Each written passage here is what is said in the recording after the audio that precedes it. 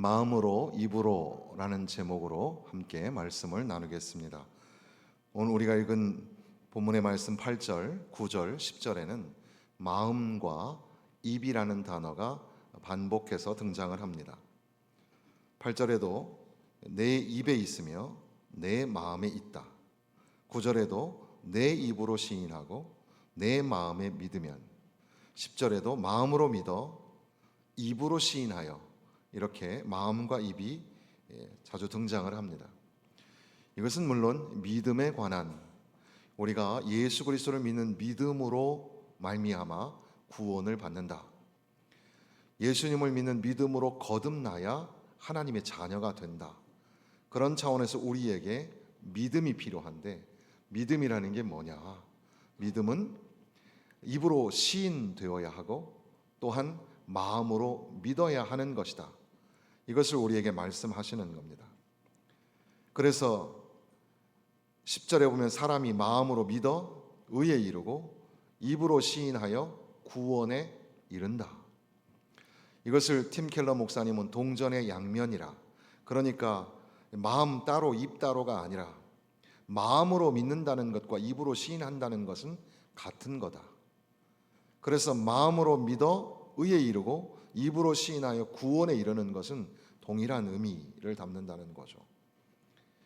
존 스토트 목사님은 이것을 히브리 시의 그 대꾸법처럼, 시에는 이 대꾸법이라는 게 있는데 이것은 다음 단계 또 다른 것을 의미한다기보다는 같은 내용을 다르게 표현하여 강조하는 것을 의미하죠. 마찬가지로 여기에 우리가 믿는다고 할 때 믿는 게 과연 뭐냐? 그것은 마음으로 믿는 것이고 입으로 시인하는 것이고,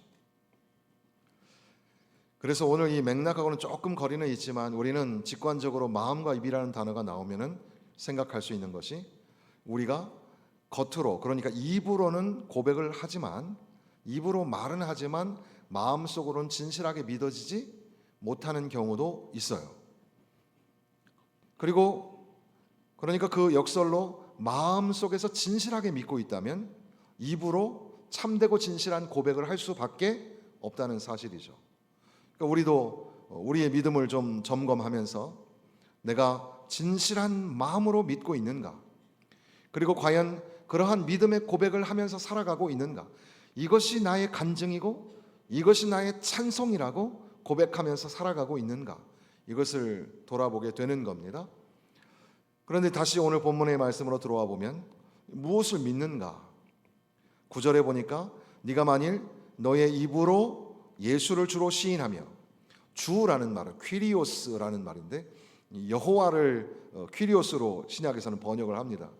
그러니까 하나님으로, 예수를 하나님으로 또는 하나님이 보내신 하나님의 아들로 믿는가, 그리고 하나님께서 그를 죽은 자 가운데서 살리신 것을 내 마음에 믿으면 구원을 받으리라.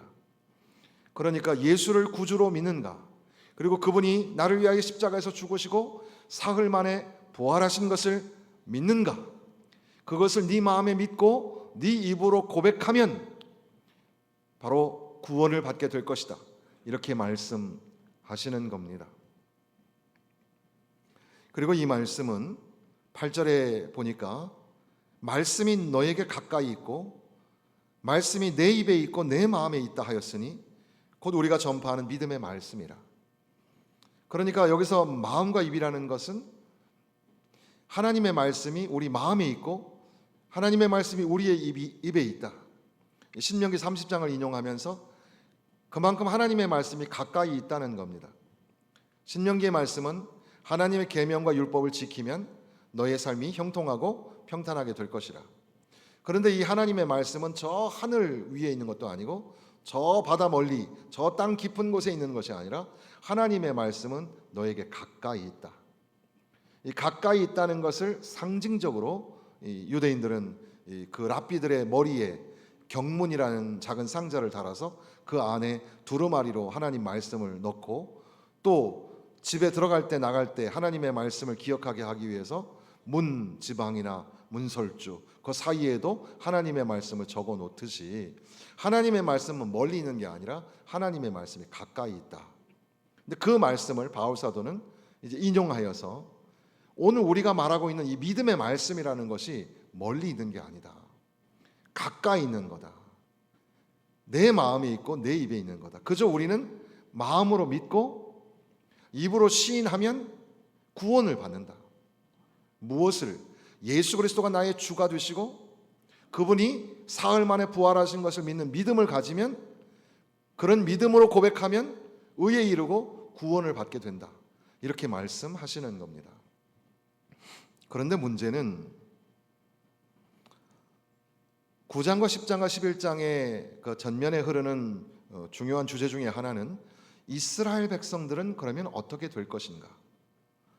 1장부터 지금까지 쭉 오면서 로마서에서 바울 사도는 복음이 무엇이고 은혜가 무엇이고 구원이 무엇인가 이것을 쭉 설명했는데, 그렇다면 먼저 하나님의 백성이 된, 하나님의 말씀을 받은 동족 이스라엘은 어떻게 될 것인가?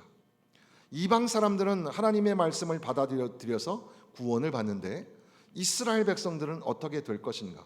그것이 이제 중요한 주제입니다.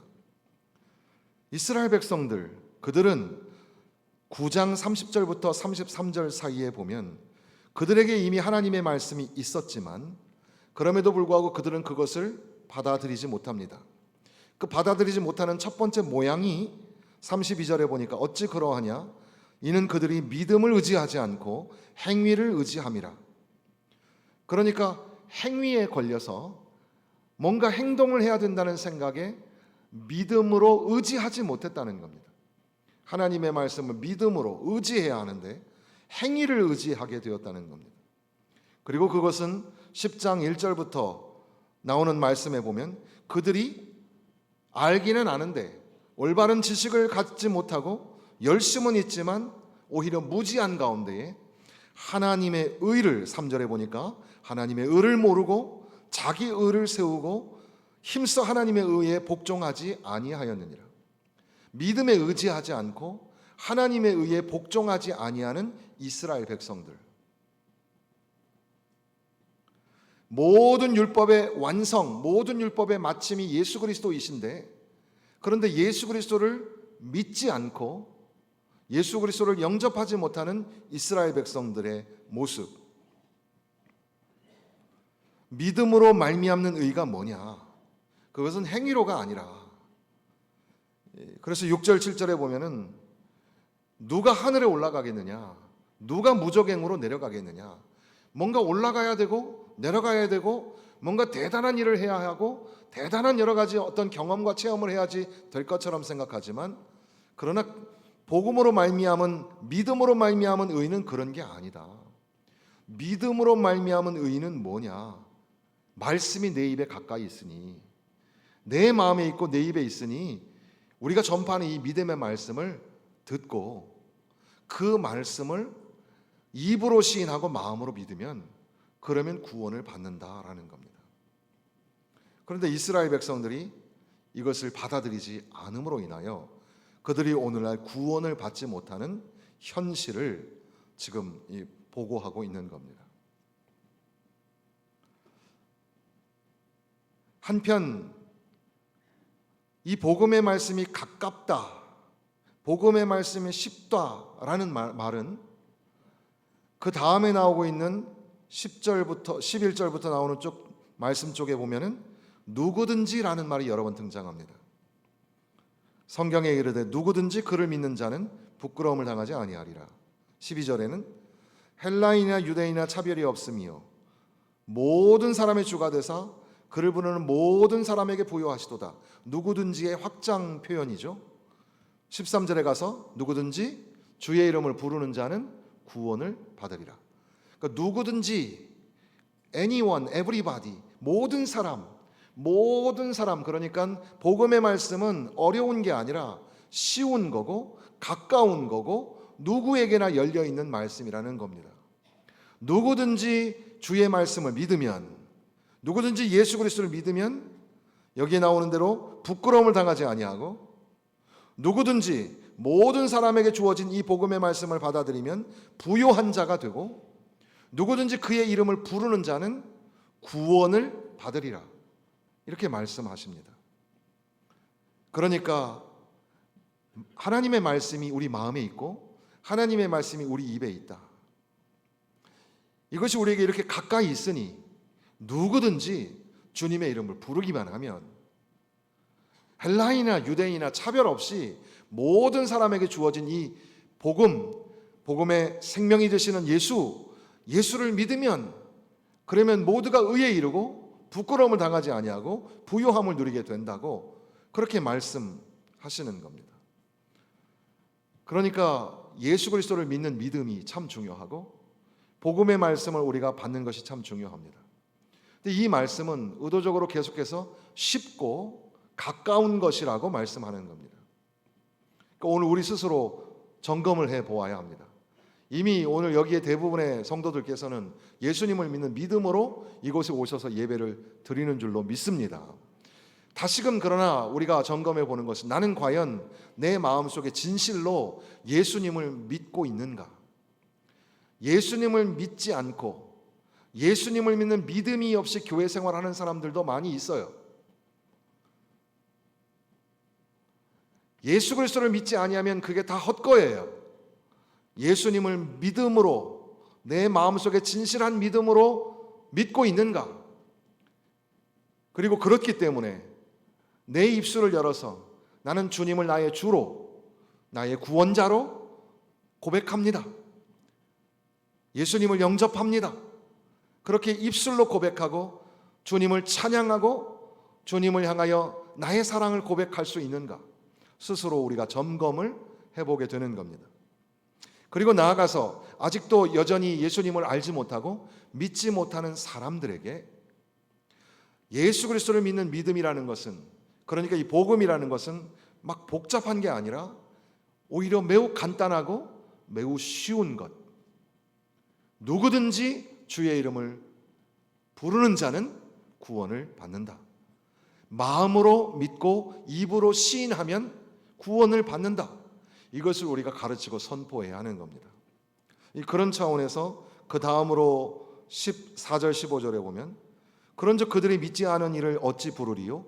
듣지도 못한 이를 어찌 믿으리요? 전파하는 자가 없이 어찌 들으리요? 보내심을 받지 아니하였으면 어찌 전파하리요? 이것을 소위 아르밀라 살바티오니스라고 라틴어로 부르는데, 이것이 구원의 사슬이라고 표현하기도 하고 어떤 신학자들은 구원의 계단이라고 표현하기도 합니다. 그러니까 이 말을 역순으로 생각하면 누군가가 보내셔서 보내심을 받았습니다. 보내심을 받은 사람들이 세상에 나가서 복음을 전파합니다. 복음의 전파하는 소식을 들어야 하고, 들음으로 말미암아 우리 안에 믿음이 생기는 겁니다. 듣지 아니하고 어떻게 믿음이 생깁니까? 들어야 믿음이 생기고, 그 믿음의 부르심을 통해서 우리는 구원을 받게 된다는 그런 말씀이 기록되어 있는 거죠. 여기서 먼저 한 가지 짚게 되는 것은, 그러므로 복음을 전하는 자들이 얼마나 귀한가라는 겁니다. 복음을 전하는 자들의 아름다운 발이여라고 선포하고 있습니다. 아름답도다, 좋은 소식을 전하는 자들의 발이여. 그러니까 먼저 믿음으로 예수님을 영접하고 하나님의 은혜를 만난 사람이 이제 세상에 나가서 복음을 전하는 겁니다. 복음을 전하는 것이 얼마나 중요한가? 먼저 은혜 받고 복음을 전하는 자리에 부르심을 받았다는 것이 얼마나 존귀하고 얼마나 귀한가를 우리는 절대 놓쳐서는 안 되는 겁니다. 우리는 하나님께서 부르셨습니다. 우리가 부르심을 받아서 하나님 앞에 예배자가 된 것뿐 아니라 우리는 이제 세상에 보내심을 받습니다. 우리는 전도자로, 선교사로 보내심을 받습니다.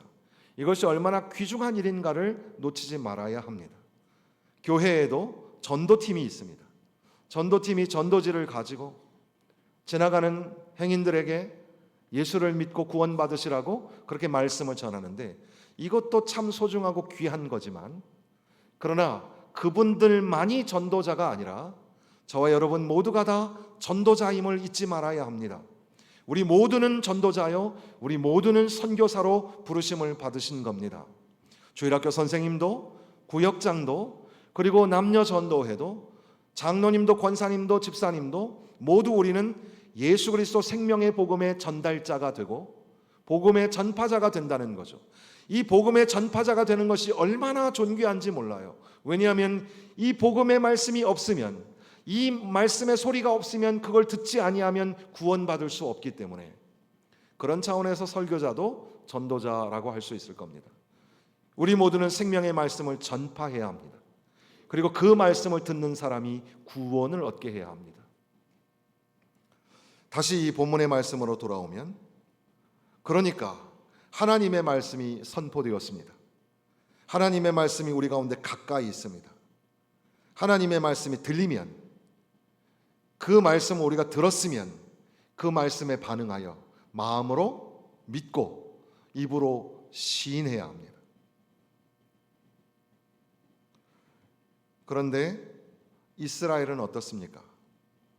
동족 이스라엘은 그렇게 하지 않았다는 겁니다. 하나님의 말씀을 듣지 않았습니다. 자기의 의를 세우고 행위로 하나님의 백성임을 자처했던 겁니다. 그러니 지금 율법의 완성자로 오신 예수님을 보고도 믿을 수가 없고, 예수님을 믿어야 영생을 얻는다고, 구원을 받는다고 선포하는 선지자의 소리를 들어도 듣지를 못하는 겁니다. 저와 여러분의 삶은 어떻습니까? 우리의 신앙은 어떻습니까? 조금 결이 다른 이야기가 되겠지만, 오늘 21세기의 저 중동의 이스라엘은 어떻게 될까?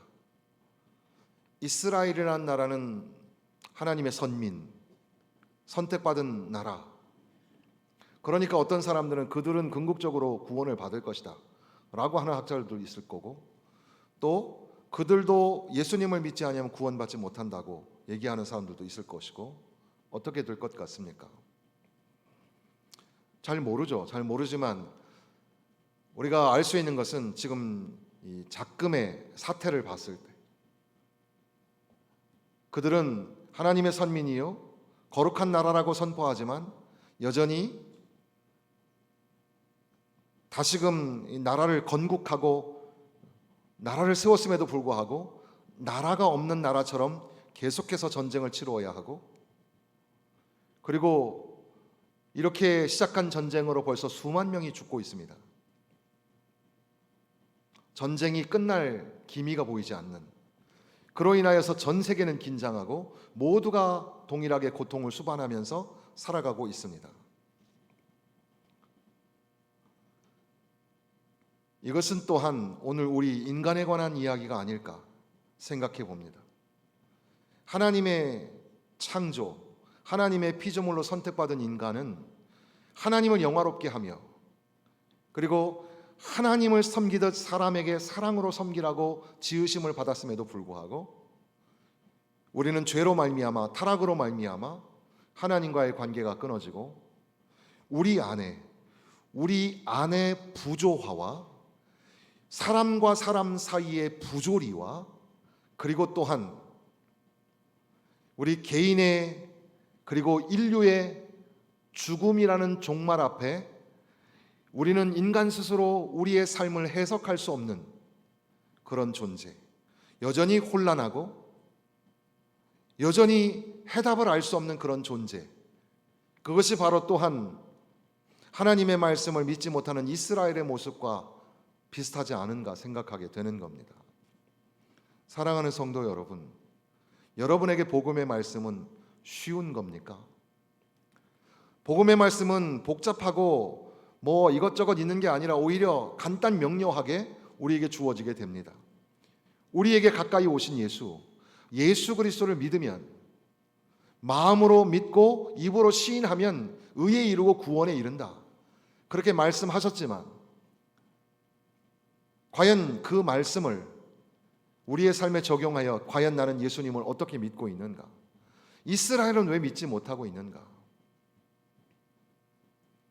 우리 인간의 정체성, 과연 나는 믿음의 사람인가?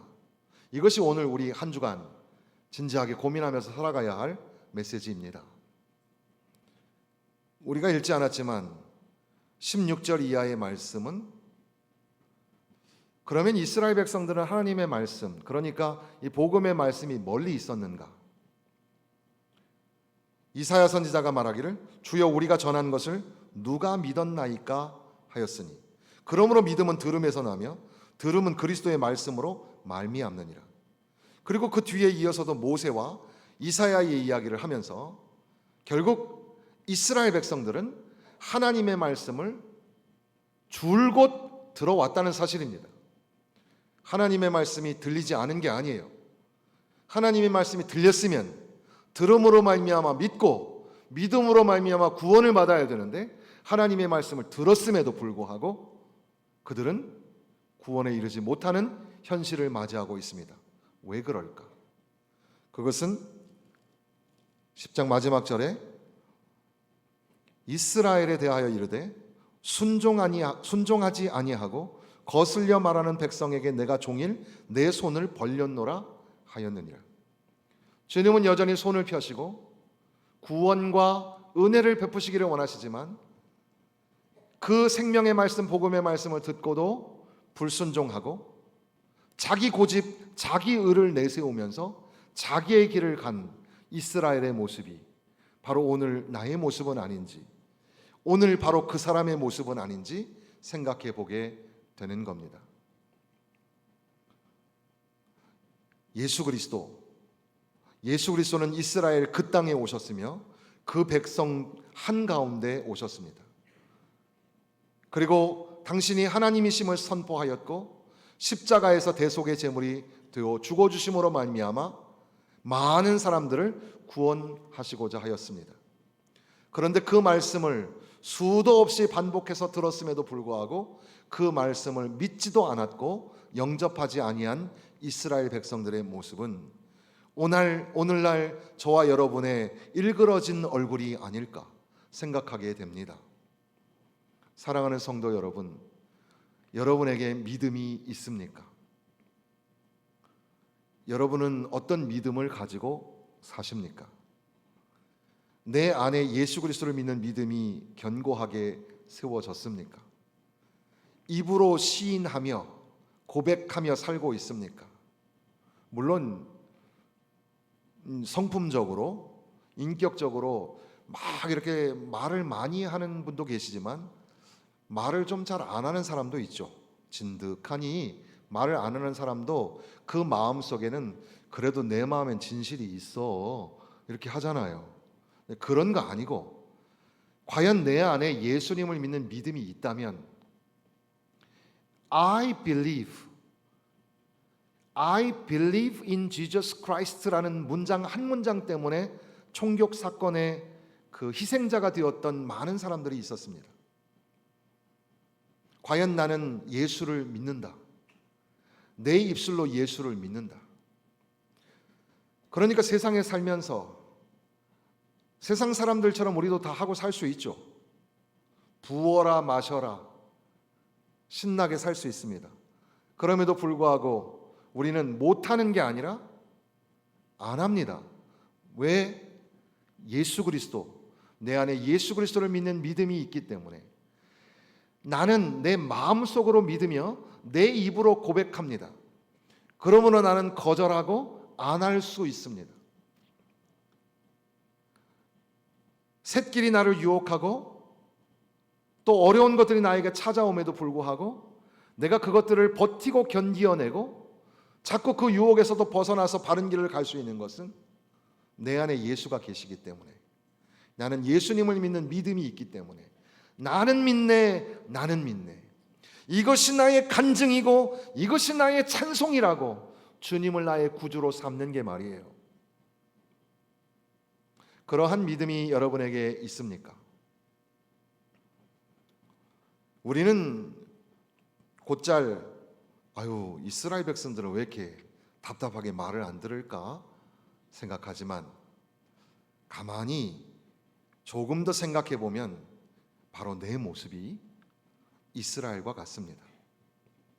이미 하나님의 말씀을 들었고 이미 하나님의 백성이라 자처하면서도 여전히 내 마음속의 한 구석에는 주님을 모시지 아니한 불편함이 있으며 내 한 입으로 찬송과 저주를 동시에 담아내고 있으니 내 모습은 여전히 이스라엘과 비슷합니다. 사랑하는 성도 여러분, 예수 그리스도를 믿는 믿음으로 사셔야 합니다. 예수님을 믿는 믿음이 아니고서는 우리가 하고 있는 모든 것들이 사실은 쓸데없는 일이 될지도 모릅니다. 다시금 믿음을 점검하시는 한 주간 되시기를 부탁을 드립니다. 기도하겠습니다.